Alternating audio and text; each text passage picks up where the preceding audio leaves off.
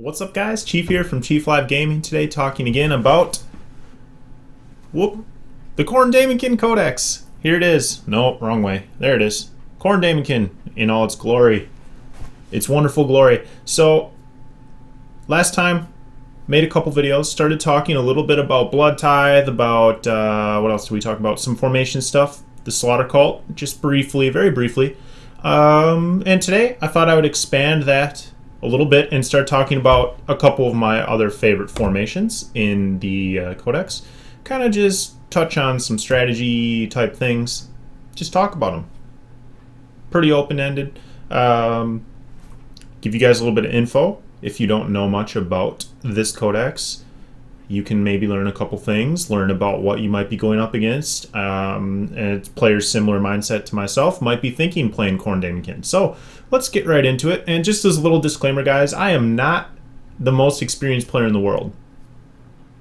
Pretty relatively new player in the whole scheme of things to Khorne Daemonkin. I've been playing off and on for 8 years-ish, 40k, but still have a lot to learn. So just thought I'd toss that out in front of this conversation for you guys. So you don't take me too seriously. Don't take what I say as set in stone. So let's go ahead and just jump right into this here. Exciting, so exciting. So when you guys take a Slaughtercult, you choose between 1 and 8 auxiliary formations within the Codex, and that makes up your detachment, which is what's it called? What is it called? Brazen Onslaught? Blood Host Detachment. So, of the 1 to 8 auxiliary choices, you have a couple things. Brazen Onslaught, Khorne's Bloodstorm, the Gorepack, the Charnel Cohort, a War Engine, or Lord of Slaughter. So 1, 2, 3, 4, 5. You have 6 choices, 6 different auxiliary choices. And the ones I want to talk about today are 2 that work, in my opinion, very, very well together. Very well.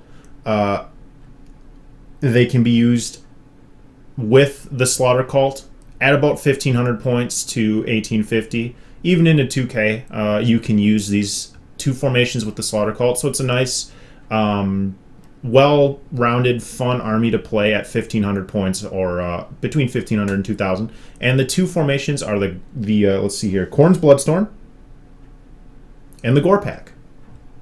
So the general army theme we're going to be talking about, if you want to picture it, would be the Slaughtercult, kind of a minimum Slaughtercult with some cultists in it, the Khorne Bloodstorm, and the Gorepack. So that's going to be your list of your army.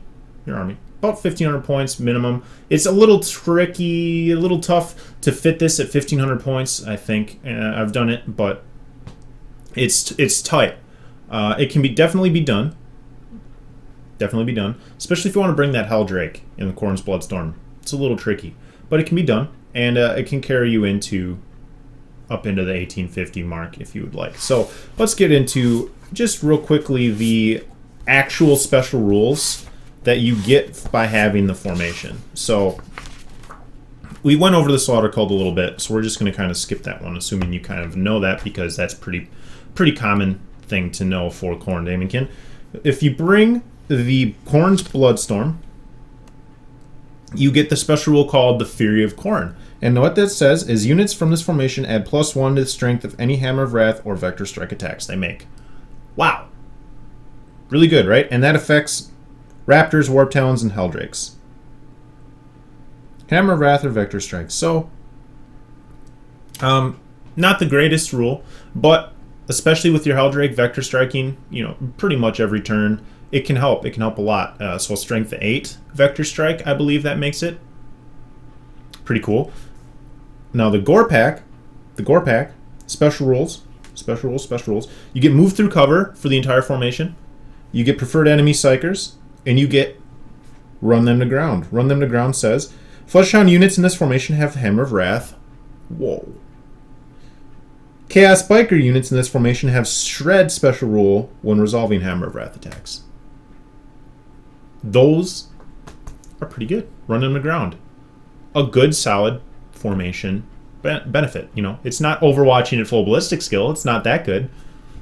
It's not adding +1 to your reanimation protocol. It's not that good, but it's good. It's good. It's handy. It's handy, right? So, what you're looking to add and the overall style of this army is going to be very quick, very fast. You have bikers on the table. You have fleshhounds on the table, which are scouts and infiltrators. Could be handy. You have warp talons and raptors on the table, which are very versatile but very fast units. They're not the hardest things to just kind of take out. You know, you can high strength weapons are just going to pick apart your stuff. You have a good variety of deep strike available if you like doing that. If you want to start everything on the table, could do that also. It's kind of nice because it says here 2 to 4 units of Chaos Bikers, and those min squads are 3. So within the 3 bikers, you can take 2 special weapons. So if you wanted to grab my personal favorite, depending on what I'm playing, would be either 2 Meltas or 2 Flamers within that squad, or 1 of each. So you have 1 squad with 2 Meltas, 1 squad with 2 Flamers within your bikers. And then you have the Fleshhounds, 1 to 4 units of Fleshhounds, usually just 1. I mean, maybe 2. I like to sometimes take 1 block of like 7 or 8. 8 because Khorne. But that kind of gives them enough thickness within the unit to really be a nuisance that your opponent can't ignore. 2 wounds each on those. And even if they do get instant death by your opponent, there's 8 of them there to really kind of just be annoying. And with the Scout Infiltrate combo, you're in their face relatively quickly where you want to be. And of course, with Bikers, if you want to turbo boost turn 1, you can be really annoying, right? Really annoying in your opponent's face. And then behind that, if you choose to maybe put a group of Raptors or Warp Talons on the table, they're moving 12 also, so they're in midfield right away turn 1. And really just a nice, versatile, fast army. A nice, good front line. Your Rhinos are coming up with your, I don't know if you would want to maybe put your Possessed in a Rhino from your Slaughtercult. Maybe put some Berserkers in a Rhino. That kind of thing. There, you have your nice, good first line, which your opponent can't really ignore. A bunch of Bikers. 6 Bikers in his front line. Has to do something about it, or they're going to get some Hammer Wrath next turn with Shred. Not fun. Meltas, Flamers in your face next turn. Maybe your champion has a Power Fist. I like to do that also. So, keep in mind those special rules. Now, the Khorne's Bloodstorm is not the greatest formation in and of itself. So, if we're talking about, say, maybe you're trying to play a 1,200 point game, and you have your Slaughtercult, roughly 800 or so points in your Slaughtercult is usually what I seem to end up with. And then you want to add the Bloodstorm on top of it, which would bring you roughly to you'd be about 1,200 or 1,250. Without the support of the Gorepack, Khorne's Bloodstorm, to me, not the greatest. I've played about five or 6 games with the general army that we're talking about here, and without the support of the Gorepack, without the Bikers up there to present some target saturation to your opponent, you're gonna lose a lot of stuff really quickly unless you want to deep strike. And then myself personally, I'm not a huge fan of putting a lot in reserve to deep strike because the rolls can just ruin your day, man. We've all had that game, right, where you have like, I don't know, a third of your army in reserve, say a third of your points in reserve, and you just can't get what you need on the table, and you lose because of it. Nothing more frustrating than that. You just don't have a chance. There's nothing you can do. It's all on the dice, which is 40k in general. It's all on the dice, but that's fine. We all love it. It's part of why we love it. It's random. And anyway, let's get full circle here. Back to where I was trying to make my point. Where without the support of the Gorepack, Khorne's Bloodstorm is a little bit weaker. So I find, and that's why I wanted to make this video, to kind of tie everything together within those 3 formations that we just talked about. So I didn't get quite as in-depth as I wanted to with strategy, but I wanted to give you guys a nice overview of the style and the feel of the army. Very fast. Turn 1, you're in the face of your opponent. Very, very quickly with bikes, with flesh hounds, with jump infantry, if you choose to field them on the field turn 1. And honestly, I kind of like putting them on the board turn 1.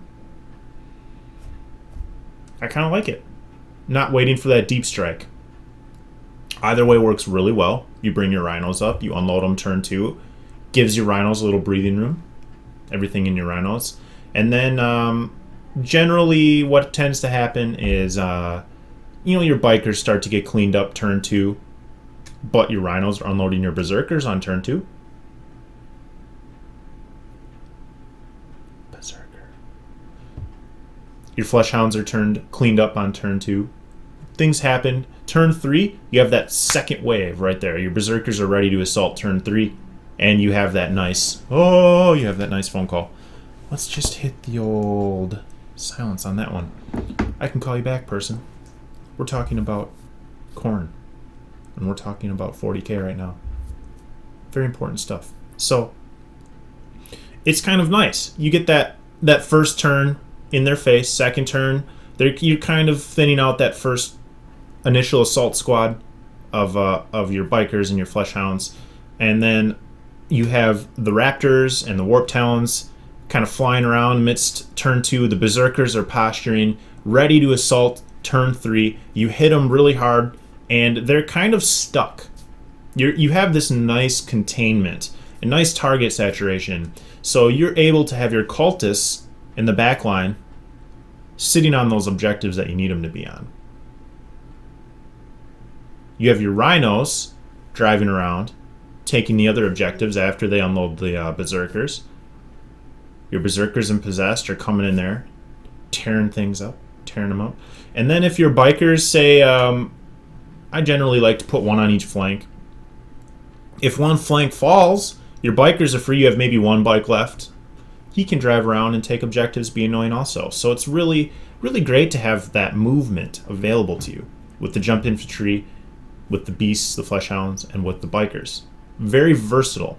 Very versatile. Gives you a lot of breathing room, and it contains your opponent very well. Granted, now if they're deep striking behind your lines, there's a little bit of things to consider with that. But there are ways to set up and wait for that. You can save your possessed or kind of a good guard unit to tar pit to buy you time from deep strike. They can work well with that, or of course a unit of berserkers to charge the unit that deep strikes in is always a great way to kind of dissuade that sort of play. So what else can we talk about, guys? I think that's about it. We're looking at about 15 minutes for the video. Pretty good. If you guys would like to hear any more thoughts or like to jump in on the conversation, I'd love to hear your thoughts about this style of an army, this style of a formation. Let me know what you think. Pretty fun. Blood Tithe, I like to try to spend on Blood Crushers when you get to 6, or Flesh Hounds at 5, because it just kind of, what am I trying to say here? Adds to the feel of the army. It works well.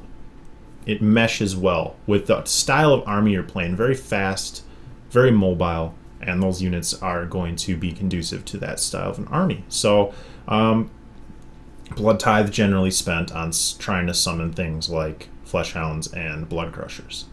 Pretty fun. Let me know what you guys think. If you have success with this army, let me know. I'd love to hear it. If you have a bad time with this army, I'd also like to hear about it.